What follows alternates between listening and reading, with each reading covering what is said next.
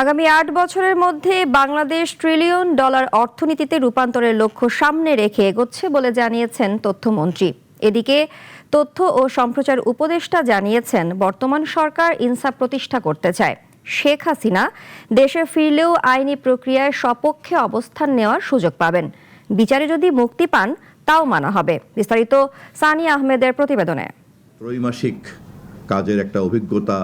বর্তমান বিএনপি সরকার দেশ চালানোর দায়িত্ব নেয়ার ৩ মাস হলো, আর এই সময় সরকারের কাজের আমলনামা প্রকাশ করলেন তথ্য ও সম্প্রচার মন্ত্রী। আন্তর্জাতিক বাজারে জ্বালানি তেলের অস্বাভাবিক মূল্যবৃদ্ধি সত্ত্বেও মঙ্গলবার সচিবালয়ে আয়োজিত সংবাদ সম্মেলনে তথ্যমন্ত্রী বলেন, ২০৩৪ সালের মধ্যে ট্রিলিয়ন ডলার অর্থনীতি গঠন করা হবে। এই লক্ষ্য অর্জনে খাতভিত্তিক পরিকল্পনা নেওয়া হয়েছে।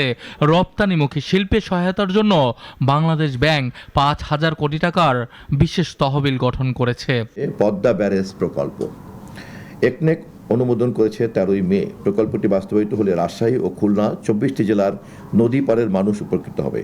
আগামী ৫ বছরে দেশে ২০,০০০ কিলোমিটার নদী, নালা, খাল, জলাধার খনন ও পুনঃখনন কর্মসূচি আমরা হাতে নিয়েছি। জ্বালানির বিষয়ে মন্ত্রী জানান, দেশের জ্বালানি নিরাপত্তা জোরদারে দ্বিতীয় রিফাইনারি ইউনিট স্থাপনের পরিকল্পনা নেওয়া হয়েছে, যার কার্যক্রম শুরু হবে ২০২৯ সালে।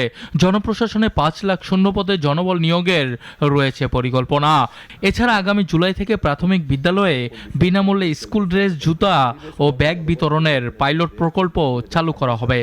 গণতন্ত্র ও আইনের শাসন পুনরুদ্ধার, সংসদীয় রাজনীতি, প্রাতিষ্ঠানিক সংস্কার, সুশাসন ও প্রশাসনিক স্থিতিশীলতা, কর্মসংস্থান বৃদ্ধি, সামাজিক নিরাপত্তা ও জনকল্যাণকে নিশ্চিত করা এবং জ্বালানি তেল পরিস্থিতিকে জনগণের নিরাপত্তার জন্য নিশ্চিত করার এই চ্যালেঞ্জগুলির মধ্যেই আমরা আমাদের ৯০ দিন অতিক্রম করেছি।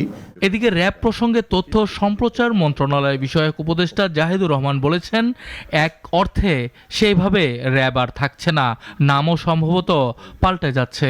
এছাড়া সাবেক প্রধানমন্ত্রী শেখ হাসিনাকেও দেয়া হবে সপক্ষে অবস্থান করার সুযোগ। যদি মুক্তি পান তাও মানা হবে। শেখ হাসিনার প্রতি আমাদের ইনসাফ থাকবে। শেখ হাসিনা যদি আসে বাংলাদেশে ফেরত, তাকে কোনো এক্সট্রা জুডিশিয়াল কিছু আমরা আসলে করবো না। আমাদের কাছে প্রতিজ্ঞা কি, আমরা জুডিশিয়ালি করবো। ওনার বিচার হয়েছে, ওনাকে ডিফেন্ড করতে আবার দেওয়া হবে, তাতে তার মৃত্যুদণ্ডাদেশ যদি তিনি মুক্তি পান, টেকনিক্যালি বলছি, সেটা আমরা মানবো, আর যদি না হয় সেটা কার্যকর হবে। সংবাদ সম্মেলনে স্বাস্থ্য খাতের বিষয় বলা হয়, সরকার হাম ও টিকা সংকট মোকাবিলায় বড় পরিসরে ভ্যাকসিন সংগ্রহ করেছে। ইতিমধ্যে ইউনিসেফকে ৮৩.৬ মিলিয়ন মার্কিন ডলার পরিশোধ করা হয়েছে।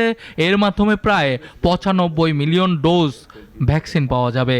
আপনারা সকলে সহযোগিতা করলে কমিশন গঠন করার মধ্য দিয়ে এ ধরনের বিমূর্ত বিষয়গুলিকে আমরা মূর্তমান করব। সানিয়া আহমেদ, নাগরিক, ঢাকা।